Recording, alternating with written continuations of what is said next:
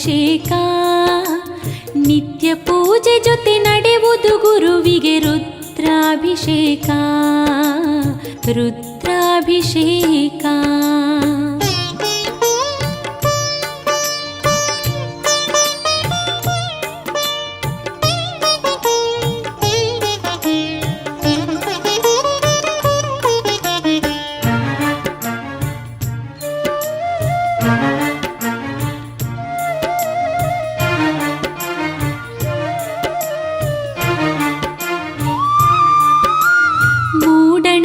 ರವಿ ಮೂಡುತ್ತ ಬರಲು ಆರಂಭ ಶಿವ ಸೇವೆ, ಜಾವ ಜಾವಕ್ಕೂ ತಪ್ಪದೆ ನಡೆಯುವುದು ಬಿಲ್ವಾರ್ಚನೆ ಸೇವೆ.